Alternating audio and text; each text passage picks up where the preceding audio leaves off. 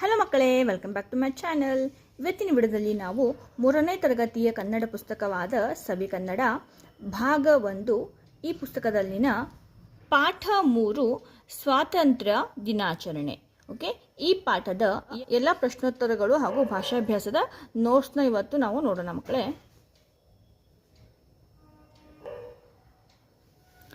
ಅಭ್ಯಾಸದಲ್ಲಿ ಮುಖ್ಯ ಪ್ರಶ್ನೆ ಒಂದು ಪದ ಅಥವಾ ವಾಕ್ಯದಲ್ಲಿ ಉತ್ತರಿಸುವಂತ ಇದೆ.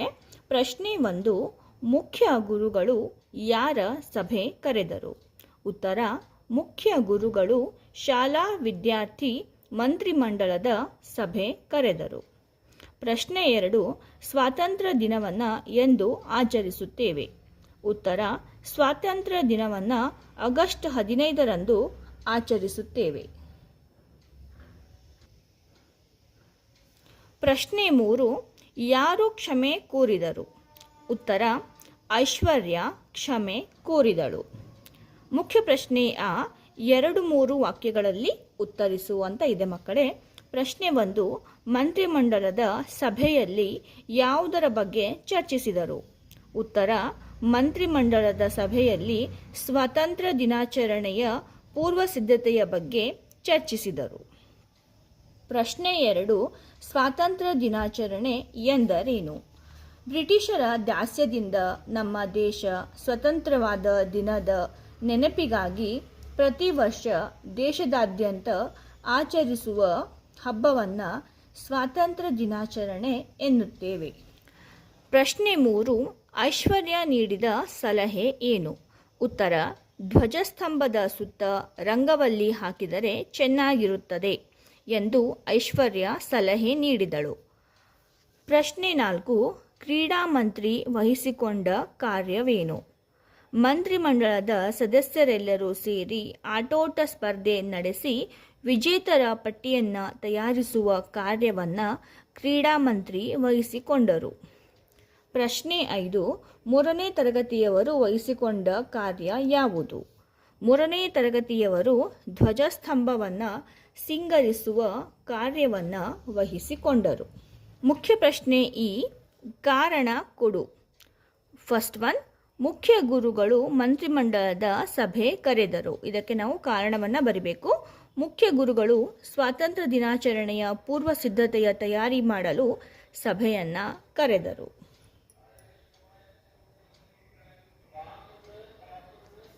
ಸೆಕೆಂಡ್ 1, ಇತರರು ಮಾತನಾಡುವಾಗ ಕೇಳಿಸಿಕೊಳ್ಳಬೇಕು. ಕಾರಣ, ಒಬ್ಬರು ಮಾತನಾಡುವಾಗ ನಮ್ಮೊಳಗೆ ಮಾತನಾಡುತ್ತಿದ್ದರೆ ಇತರರ ಅಭಿಪ್ರಾಯಗಳು ತಿಳಿಯುವುದಿಲ್ಲ. ಥರ್ಡ್ 1, ಸಭೆಯಲ್ಲಿ ಒಟ್ಟಾಗಿ ಮಾತನಾಡಬಾರದು. ಇದಕ್ಕೆ ಕಾರಣ, ಸಭೆಯಲ್ಲಿ ಒಟ್ಟಾಗಿ ಮಾತನಾಡಿದರೆ ಎಲ್ಲರ ಅನಿಸಿಕೆ ಸ್ಪಷ್ಟವಾಗಿ ತಿಳಿಯುವುದಿಲ್ಲ. ಹೀಗಾಗಿ ಸರದಿ ಅನುಸರಿಸಿ ಮಾತನಾಡಬೇಕು. ಮುಖ್ಯ ಪ್ರಶ್ನೆ ಈ ಮಾತುಗಳನ್ನು ಯಾರು ಯಾರಿಗೆ ಹೇಳಿದರು ಎಂದು ಬರೆಯಂತ ಇದೆ ಮಕ್ಕಳೇ. ಅದರಲ್ಲಿ ಫಸ್ಟ್ 1, ನಮ್ಮ ಮನೆಯಲ್ಲೂ ಆಚರಿಸುತ್ತೇವಲ್ಲ ಸರ್. ಈ ಮಾತನ್ನು ಶರೀಫ್ ಮುಖ್ಯ ಗುರುಗಳಿಗೆ ಹೇಳಿದನು. ಸೆಕೆಂಡ್ 1, ಒಳ್ಳೆಯದು, ಮೇರಿಯ ಸಲಹೆ ಎಲ್ಲರಿಗೂ ಒಪ್ಪಿಗೆಯೇ. ಮುಖ್ಯ ಗುರುಗಳು ವಿದ್ಯಾರ್ಥಿಗಳಿಗೆ ಹೇಳಿದರು. ಥರ್ಡ್ 1, ನಮ್ಮ ತೋಟದಿಂದ ಮಾವಿನ ತಳಿರು ಬಾಳೆಕಂಬ ತರುತ್ತೇನೆ. ಈ ಮಾತನ್ನು ರಾಜು ಮಂತ್ರಿಮಂಡಲದ ಸದಸ್ಯರಿಗೆ ಹೇಳಿದನು. ಈಗ ಮುಖ್ಯ ಪ್ರಶ್ನೆ ಈ ಪದಗಳನ್ನು ಬಳಸಿ ಸ್ವಂತ ವಾಕ್ಯವನ್ನು ರಚಿಸುವಂತ ಇದೆ. ಮೊದಲನೇದು ತೋರಣ. ಹಬ್ಬದ ದಿನ ಬಾಗಿಲಿಗೆ ಮಾವಿನ ತೋರಣ ಕಟ್ಟುತ್ತೇವೆ. ರಂಗವಲ್ಲಿ, ಮನೆಯ ಮುಂದೆ ದಿನಾಲು ರಂಗವಲ್ಲಿ ಹಾಕುತ್ತಾರೆ. ಬಹುಮಾನ, ಸ್ಪರ್ಧೆಯಲ್ಲಿ ಗೆದ್ದವರಿಗೆ ಬಹುಮಾನ ನೀಡುವರು. ಸಮವಸ್ತ್ರ, ನಾನು ಶಾಲೆಗೆ ಸಮವಸ್ತ್ರ ಧರಿಸಿ ಹೋಗುತ್ತೇನೆ.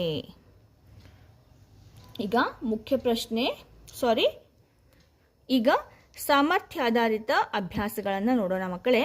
ಅದರಲ್ಲಿ ಮುಖ್ಯ ಪ್ರಶ್ನೆ ಸರಿ ತಪ್ಪು ಗುರುತಿಸಿ ಅಂತ ಇದೆ. ಅದರಲ್ಲಿ ಫಸ್ಟ್ 1, ಕಾರ್ಯಕ್ರಮ ಮಾಡುವಾಗ ಕೆಲಸ ಹಂಚಿಕೊಳ್ಳಬಾರದು. ಇದು ತಪ್ಪು. ಓಕೆ, ಕಾರ್ಯಕ್ರಮಗಳನ್ನು ಮಾಡುವಾಗ ಎಲ್ಲರೂ ಕೆಲಸವನ್ನು ಹಂಚಿಕೊಂಡು ಮಾಡಬೇಕು. ಇಲ್ಲಿ ಮಾಡಬಾರದು ಅಂತ ಇದೆ, ಇದು ತಪ್ಪು. ಸೆಕೆಂಡ್ ಒನ್, ಕಾರ್ಯಕ್ರಮ ಮಾಡುವ ಮೊದಲು ಸಭೆಯಲ್ಲಿ ಚರ್ಚೆ ಮಾಡಬೇಕು. ಇದು ಸರಿ.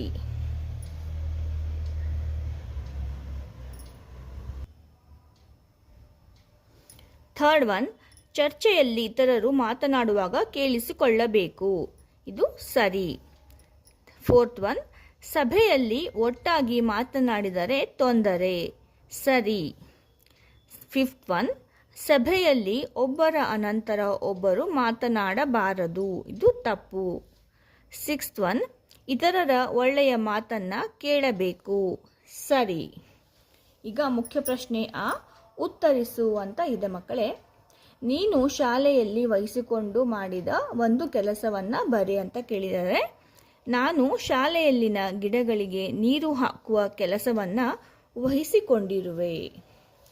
ಸೆಕೆಂಡ್ ಒನ್, ನೀನು ಮನೆಯಲ್ಲಿ ವಹಿಸಿಕೊಂಡು ಮಾಡಿದ ಒಂದು ಕೆಲಸವನ್ನು ಬರೆ. ಮನೆಯಲ್ಲಿ ಪ್ರತಿದಿನ ಪೂಜೆ ಮಾಡುವ ಕೆಲಸ ನಾನು ವಹಿಸಿಕೊಂಡಿರುವೆ. ಓಕೆ. ಥರ್ಡ್ ಒನ್, ನಿನ್ನ ಮನೆಯಲ್ಲಿ ಎಲ್ಲರೂ ಕುಳಿತು ಚರ್ಚಿಸಿ ಮಾಡಿರುವ ಕೆಲಸ ಯಾವುದು?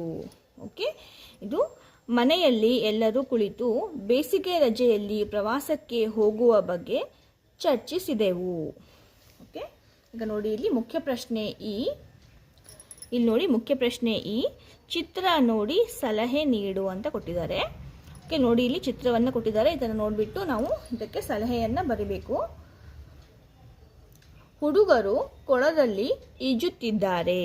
ಓಕೆ, ನೋಡಿ ಇಲ್ಲಿ ಹುಡುಗರು ಸ್ವಿಮ್ಮಿಂಗ್ ಮಾಡೋಕ್ಕೆ ಹೋಗಿದ್ದಾರೆ ಕೊಳಕ್ಕೆ. ಈಜುವಾಗ ಸುರಕ್ಷೆಯ ಸಲಕರಣೆಗಳನ್ನು ಧರಿಸಬೇಕು. ಓಕೆ, ಇಲ್ಲಿ ಸ್ವಿಮ್ ಮಾಡಬೇಕಾದ್ರೆ ನಾವು ಸ್ವಿಮ್ಮಿಂಗ್ ಸೂಟ್ ಇರುತ್ತಲ್ಲ ಅದನ್ನೆಲ್ಲ ಹಾಕ್ಕೊಂಡು ಹೋಗಬೇಕು ಅಂತ ಇಲ್ಲಿ ಹೇಳ್ತಾ ಇದೆ. ಮತ್ತು ಆಳ ನೋಡಿಕೊಂಡು ಎಚ್ಚರಿಕೆಯಿಂದ ಈಜುವುದು ಒಳ್ಳೆಯದು. ಓಕೆ, ಚಿಕ್ಕ ಮಕ್ಕಳಾಗಿದ್ದರೆ ಸಣ್ಣ ಈಜುಕೊಳದಲ್ಲಿ ಈಜಬೇಕು. ದೊಡ್ಡವರಾಗಿದ್ದರೆ ಸ್ವಲ್ಪ ಡೀಪ್ ಆಗಿರುವಂತಹ ಈಜುಕೊಳದಲ್ಲಿ ಈಜಬೇಕು. ಅದಕ್ಕೆ ಇದು ಎಚ್ಚರಿಕೆಯಿಂದ ಆಳ ನೋಡ್ಕೊಂಡ್ಬಿಟ್ಟು ಎಚ್ಚರಿಕೆಯಿಂದ ಈಜುವುದು ಒಳ್ಳೆಯದು. ಓಕೆ, ಈಗ ಭಾಷಾಭ್ಯಾಸವನ್ನು ನೋಡೋಣ ಮಕ್ಕಳೇ. ಅದರಲ್ಲಿ ಮುಖ್ಯ ಪ್ರಶ್ನೆ ಸರಿಯಾದ ಅರ್ಥ ಬರುವಂತೆ ಪದಗಳನ್ನು ಜೋಡಿಸಿ ವಾಕ್ಯಗಳನ್ನು ಸರಿಪಡಿಸಿ ಬರೆಯಿರಿ ಅಂತ ಇದೆ. ನೋಡಿ ಇಲ್ಲಿ ಸಮವಸ್ತ್ರ ಮಕ್ಕಳು ಧರಿಸಿ ಬಂದರು ಶಾಲೆಗೆ. ಓಕೆ, ಇದನ್ನು ನಾವು ಸರಿಯಾಗಿ ಅದರ ಒಂದು ವಾಕ್ಯವನ್ನು ರಚಿಸಬೇಕು. ಮಕ್ಕಳು ಸಮವಸ್ತ್ರ ಧರಿಸಿ ಶಾಲೆಗೆ ಬಂದರು.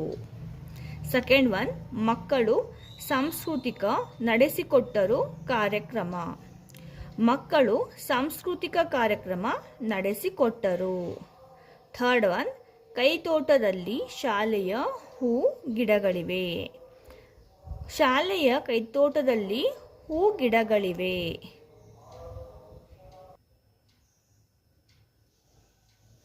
ನೋಡಿ ಈಗ ಮುಖ್ಯ ಪ್ರಶ್ನೆ ಆ ಮತ್ತು ಈ ಮನೆಗಳಲ್ಲಿರುವ ಪದಗಳನ್ನು ಕ್ರಮವಾಗಿ ಬಳಸಿ ಅರ್ಥಪೂರ್ಣ ವಾಕ್ಯಗಳನ್ನು ರಚಿಸುವಂತ ಇದೆ. ಮಾದರಿ, ಅವನು ಮನೆಗೆ ಹೋಗುತ್ತಾನೆ. ಓಕೆ, ಈ ರೀತಿ ನಾವು ಆ ಮತ್ತು ಈ ಕೋಷ್ಟಕದಲ್ಲಿರುವ ಪದಗಳನ್ನು ಯೂಸ್ ಮಾಡ್ಕೊಂಡ್ಬಿಟ್ಟು ಸರಿಯಾದ ವಾಕ್ಯವನ್ನು ರಚನೆ ಮಾಡಬೇಕು. ನೋಡಿ ಇಲ್ಲಿ ಮನೆಗೆ ಎಲ್ಲದಕ್ಕೂ ನಾವು ಆ ಪಟ್ಟಿಯಲ್ಲಿರೋದು ಕಾಮನ್ ಆಗಿರುತ್ತೆ, ಎಲ್ಲದಕ್ಕೂ ಅದನ್ನೇ ಯೂಸ್ ಮಾಡಬೇಕು. ಬಟ್ ಇಲ್ಲಿ ಸರ್ವನಾಮ ಮತ್ತು ಇಲ್ಲಿ ಕ್ರಿಯಾಪದ ಬೇರೆ ಬೇರೆ ಆಗಿರುತ್ತೆ ಮಕ್ಕಳೇ. ಓಕೆ, ನೋಡಿ ನಾನು ಮನೆಗೆ ಹೋಗುತ್ತೇನೆ. ನೋಡಿ ಇಲ್ಲಿದೆ ಫಸ್ಟ್ ಒನ್, ಹೋಗುತ್ತೇನೆ. ಓಕೆ, ನಾನು ಮನೆಗೆ ಹೋಗುತ್ತೇನೆ. ಸೆಕೆಂಡ್ ಒನ್, ನೀನು ಅಂತ ಇದೆ. ನೀನು ಮನೆಗೆ ಹೋಗುವೆಯಾ? ನೀನು ಮನೆಗೆ ಹೋಗುವೆಯಾ? ಥರ್ಡ್ ಒನ್, ಅವನು ಮನೆಗೆ ಹೋಗುತ್ತಾನೆ. ನೋಡಿ ಇಲ್ಲಿ ಅವನು ಮನೆಗೆ ಹೋಗುತ್ತಾನೆ. ಅವಳು ಮನೆಗೆ ಹೋಗಲಿಲ್ಲ. ಓಕೆ, ಅವಳು ಮನೆಗೆ ಹೋಗಲಿಲ್ಲ. ಅವಳು ಮನೆಗೆ ಹೋಗಲಿಲ್ಲ. ಫಿಫ್ತ್ ಒನ್, ರಮೇಶ ಮನೆಗೆ ಹೋಗಬೇಕು. ರಮೇಶ ಮನೆಗೆ ಹೋಗಬೇಕು. ನೆಕ್ಸ್ಟ್ ಒನ್, ಕವಿತಾ ಮನೆಗೆ ಹೋಗುತ್ತಾಳೆ. ಕವಿತಾ ಮನೆಗೆ ಹೋಗುತ್ತಾಳೆ. ಗುರುಗಳು ಮನೆಗೆ ಹೋದರು. ಓಕೆ, ಗುರುಗಳು ಮನೆಗೆ ಹೋದರು. ಹಸುಗಳು ಓಕೆ ಹಸುಗಳು ಮನೆಗೆ ಹೋಗುತ್ತವೆ. ಓಕೆ ಹಸುಗಳು ಮನೆಗೆ ಹೋಗುತ್ತವೆ. ಓಕೆ ಹಸುಗಳು ಮನೆಗೆ ಹೋಗುತ್ತವೆ. ಈ ರೀತಿ ಸರಿಯಾದ ವಾಕ್ಯವನ್ನು ನಾವು ರಚನೆ ಮಾಡಬೇಕು ಮಕ್ಕಳೇ. ಈಗ ಭಾಷಾ ಚಟುವಟಿಕೆ. ಈ ಜೋಡು ನುಡಿಗಳನ್ನು ಗಮನಿಸಿ ನಕಲು ಮಾಡುವಂತ ಇದೆ ಮಕ್ಕಳೇ. ತಳಿರು ತೋರಣ, ಸಿಹಿ ಕಹಿ, ಹಳ್ಳ ಕೊಳ್ಳ, ಬೆಟ್ಟ ಗುಡ್ಡ, ನೋವು ನಲಿವು. ಓಕೆ ಇದನ್ನು ಒಂದ್ಸಲಿ ಓದ್ಬಿಟ್ಟು ನಾವು ಅದನ್ನು ಕಾಪಿ ಮಾಡಬೇಕು. ನಕಲು ಅಂದರೆ ಆ್ಯಸ್ ಇಟ್ ಈಸ್ ಅದನ್ನು ಇಲ್ಲಿ ಬರಿಬೇಕಾಗತ್ತೆ ಮಕ್ಕಳೇ. ನೋಡಿ, ತಳಿರು ತೋರಣ, ಸಿಹಿ ಕಹಿ, ಹಳ್ಳ ಕೊಳ್ಳ, ಬೆಟ್ಟ ಗುಡ್ಡ, ನೋವು ನಲಿವು. ಓಕೆ ಈಗ ಮುಖ್ಯ ಪ್ರಶ್ನೆ ಆವರಣದಲ್ಲಿ ಕೊಟ್ಟಿರುವ ಸಮಾನಾರ್ಥಕ ಪದಗಳನ್ನು ಗುರುತಿಸಿ ಮಾದರಿಯಂತೆ ಬರೆ. ಬಟ್ಟೆ, ಬಾವುಟ, ಮುಂಜಾನೆ, ತಯಾರಿ, ಅಣಿ, ಬೆಳಗಿನ ಜಾವ, ಪತಾಕೆ, ಕುಸುಮ, ಪುಷ್ಪ, ಅರಿವೆ. ಓಕೆ ನೋಡಿ, ಇಲ್ಲಿ ವಸ್ತ್ರ ಅಂದರೆ ಬಟ್ಟೆ, ಅರಿವೆ ಮಾದರಿ ಕೊಟ್ಟಿದ್ದಾರೆ ಅವರು. ಇದಕ್ಕೆ ಸಮಾನಾರ್ಥಕ ಪದ ವಸ್ತ್ರಕ್ಕೆ ಬಟ್ಟೆ ಮತ್ತು ಅರಿವೆ. ಓಕೆ ಈಗ ಧ್ವಜ ತಗೊಳ್ಳೋಣ. ಧ್ವಜಕ್ಕೆ ಬಾವುಟ ನೋಡಿ ಇಲ್ಲಿ ಇದೆ ಅಲ್ಲ, ಇದು ಬಾವುಟ ಮತ್ತು ಪತಾಕೆ. ಓಕೆ ಇದಕ್ಕೆ ಸಮಾನಾರ್ಥಕ ಪದ ನಸುಕು ಅಂದರೆ ಬೆಳಗಿನ ಜಾವ. ನೋಡಿ ಇದು ಬೆಳಗಿನ ಜಾವ, ಆಮೇಲೆ ಮುಂಜಾನೆ. ಓಕೆ ಮುಂಜಾನೆ. ಸಿದ್ಧತೆ ಅಂದರೆ ತಯಾರಿ, ಅಣಿ. ತಯಾರಿ ಮತ್ತು ಅಣಿ ಇದು ಸಿದ್ಧತೆಗೆ ಸಮಾನಾರ್ಥಕ ಪದಗಳು.